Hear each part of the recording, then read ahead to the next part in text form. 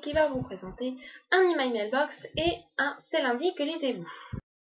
Alors encore une fois, le Email Mailbox va prendre un petit peu plus de place que le C'est lundi que lisez-vous, puisque j'ai reçu un colis, j'ai reçu des petits cadeaux. On va commencer par les marque-pages que j'ai reçus la semaine d'avant, de la part de Arcalea, donc du blog éphémère pour son concours, donc que je remercie. J'avais pas pu les présenter la semaine dernière parce que je les avais glissés dans un livre que j'avais donné à ma mère qui l'avait ramené à la maison. Et du coup, je les avais plus pour faire la vidéo. Alors le premier, il s'agit d'un MP de la sélection. Voilà, je rêvais d'en avoir un, j'en ai un. Le MP surprise, elle a choisi Arwen et Aragorn. Alors, il est super, franchement, elle ne pouvait pas mieux choisir. Et le MP de son propre blog, donc éphémère, rien ne dure. C'est éphémère, seul l'éphémère dure. Voilà. Ensuite, je vais remercier une autre copinote du nom de Elfie, donc qui n'est pas une blogueuse, mais que j'ai aussi rencontrée sur la blogo, mais sur un autre type de blogo plutôt autour de Eragon, et qui donc m'a offert un magnifique calendrier sur les fées. Donc voilà, alors je suis désolée, il y a juste des reflets. Il est magnifique, un petit aperçu des images derrière. Voilà, j'adore, je vais l'afficher vraiment très rapidement, donc je peux vous montrer voilà, une au hasard. Je ne vais pas tous vous les montrer, mais c'est vraiment magnifique. Si vous me suivez sur Facebook, vous savez que j'ai reçu un colis de ma correspondante Marline donc pour mon anniversaire. Alors, dedans, il y avait déjà deux marque-pages. Donc, le marque-page de son propre blog Rayon Passion, là, que je rêvais d'avoir. Je ne sais vraiment pas lui demander, ce qui est vraiment magnifique. Et un marque-page de Maison Édition Bragelonne, donc la chaîne de flammes de Terry Booking. Donc c'est, je suppose que c'est un des tomes de l'épée de vérité. Je n'ai pas lu cette saga. Et donc je vais vous mettre un petit aperçu de colis maintenant. Alors comme vous avez pu le voir, elle m'a offert quand même 5 livres. Les deux premiers sont deux petits livres de cuisine. Donc voilà, je vais devenir un vrai cordon bleu. Enfin, je vais essayer. Celui-ci c'est sur les madeleines. Donc voilà, un peu des desserts, etc. J'aime beaucoup les madeleines en plus. Donc voilà, j'espère que je vais pas les rater parce que je suis pas très douée niveau cuisine. Et ça c'est sur des recettes thaïlandaises si j'ai bien compris. Donc il y a des salades, il y a des brochettes, voilà, brochettes de poulet mariné. Donc voilà, ça va me faire essayer des trucs. Et elle m'a offert 3 romans. Le premier, Mindfuck de Fanny Viljoen, publié aux éditions Original Books dans leur collection Borderline. Donc c'est le deuxième ou troisième livre qu'elle m'offre de cette collection. J'ai toujours pas découvert, j'ai toujours pas lu un en fait, et ça a l'air d'être une collection assez glauque qui va sûrement me faire un petit peu peur. Donc voilà, je pense que ça pourrait vraiment me plaire, c'est assez gros, je pense que ça va lire assez vite. Et elle l'a lu, elle m'a dit qu'elle avait été plutôt retournée par cette lecture. Elle m'a aussi offert, donc sortie de ma wishlist, le tome 2 de Apocalypsis, Cavalier Rouge et d'eau de Ellie Esserian, publié aux éditions Le Nouvel An. Donc j'avais découvert le tome 1 grâce à un livre voyageur de Anaïs et j'avais juste adoré. Donc voilà, j'ai très hâte de lire ce tome 2, tant qu'à faire, avant le 21 décembre. Mais ça, je suis pas sûre de le pouvoir. Et le dernier, donc Le parfum de la pluie de Liu Tenchi, je sais pas si ça se dit comme ça, désolée, qui est donc un roman publié en auto-édition que j'avais entendu parler via Proton, qui en plus est cité sur la 4e de couverture, je sais pas si vous voyez. Voilà. Donc il m'avait plutôt intéressée et elle me l'a donc offert, je ne m'y attendais pas, il est dédicacé, et voilà. Donc maintenant j'ai super hâte de le lire. Alors on va continuer avec des empreintes bibliothèques. Le premier livre, je l'ai découvert grâce à Jess. Il s'agit du tome 1 de Black Eden d'Ala Alonso et de Javier Pellegrin, publié aux éditions Milan, dans leur collection Macadam. Donc voilà, ça a l'air d'être une dystopie vraiment super sympa. Et en plus, elle avait dit qu'il y avait un petit problème, c'est qu'il y avait des griffes ici, qu'on avait tendance à mettre ses doigts dedans. Et bien là, ma bibliothèque l'a a couvert les griffes justement pour qu'ils ne soient pas abîmés. Du coup, le problème ne se posera pas. La deuxième réservation, donc le tome 2 de X Hall, Le Maléfice de Rachel Hawkins, publié aux éditions Albin Michel dans la collection Wiz. Donc après maintes et maintes supplications auprès de ma bibliothécaire, ils se sont enfin décidés d'acheter la suite. Ils ont acheté le tome 2 et le tome 3 en même temps. J'ai juste pris le tome 2 parce que bon, vu que j'ai déjà pas beaucoup le temps de lire, c'est en plus je prends toute la série. Et pour terminer, des petites folies à bas prix. Je me suis fait une pause vendredi, voilà, je suis allée dans mes magasins préférés et j'ai trouvé des occasions qui étaient dans ma wishlist ou qui me tentaient pas mal, et même des livres neufs, mais vraiment complètement neufs, à tout petit prix. Le magasin des suicides de Jean Telet, publié aux éditions Pocket, qui était un roman dans ma wishlist, donc je l'ai trouvé à 80 centimes. J'ai entendu de très bonnes chroniques sur lui, même si ma mère n'aime pas trop le style de ce roman, j'ai bien envie de tenter.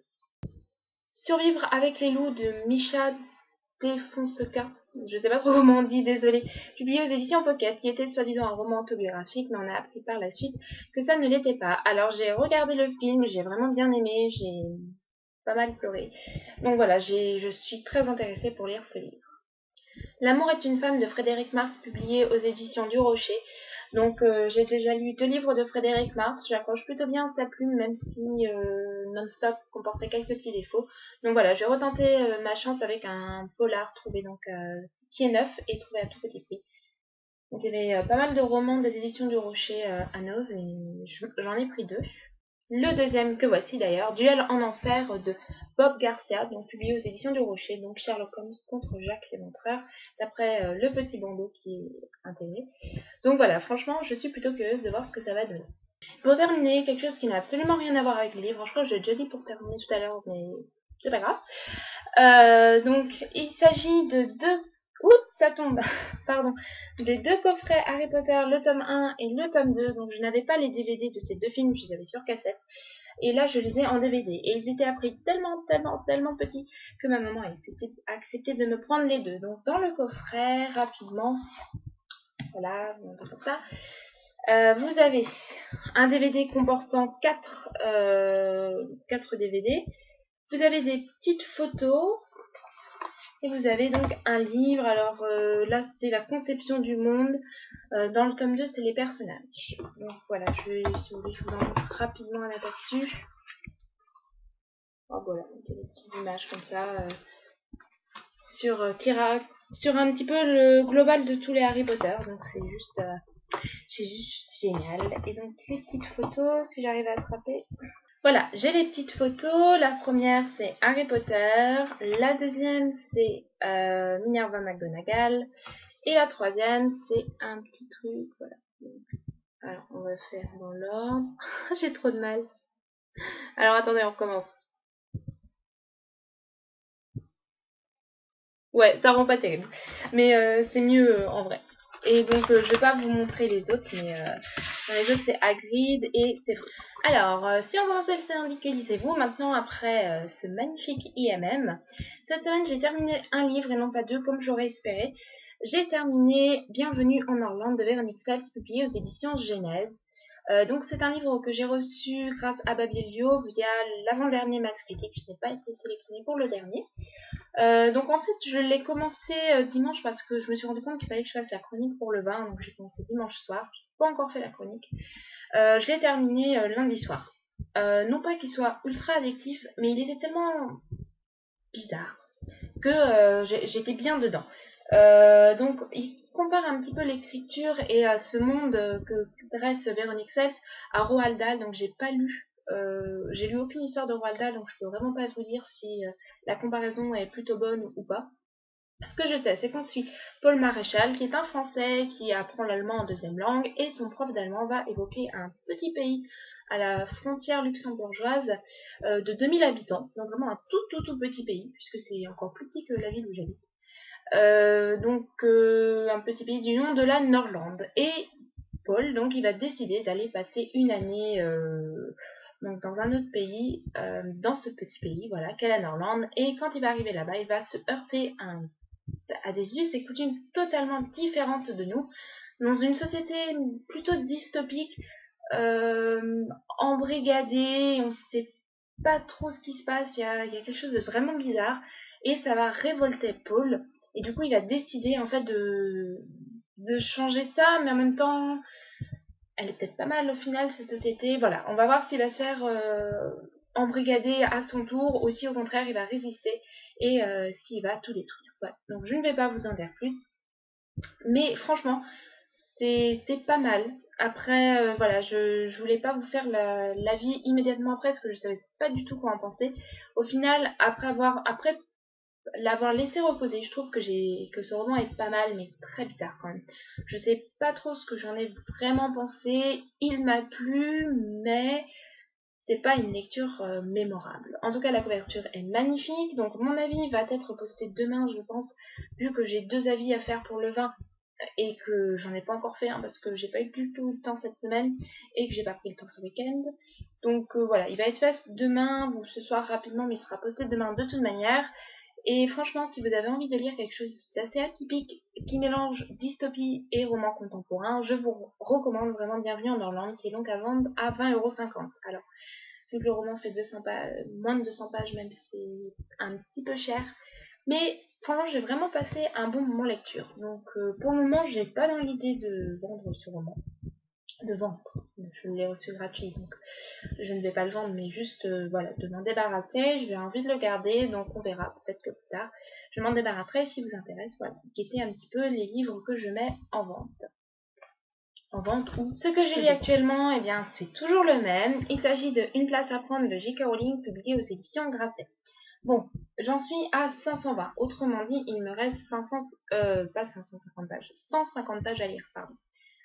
Et il faut bien l'avouer, j'en ai un petit peu marre. J'ai vraiment hâte que ça se termine. Non pas que ce soit désagréable, mais c'est peut-être un petit peu long. J'aime bien. J'aime bien, je suis bien dedans. Je me suis attachée au personnage, mais il n'y a pas de grandes actions. C'est vraiment une action très plate. Et le fait de voir de multiples personnages rallonge un petit peu, et des fois ça fait 15 fois qu'on voit, bon, ok, la même chose d'un point de vue différent, donc on s'attache bien au personnage, mais c'est vrai qu'il y a un petit peu de longueur. À partir de 400 pages, là, j'ai senti que ça commençait un petit peu à me peser. Il était temps que ça se termine. Voilà, mais en tout cas, c'est un petit peu un point négatif, mais c'est pas pour autant que je n'aime plus le livre.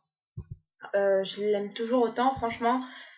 C'est juste incomparable à Harry Potter, c'est complètement différent.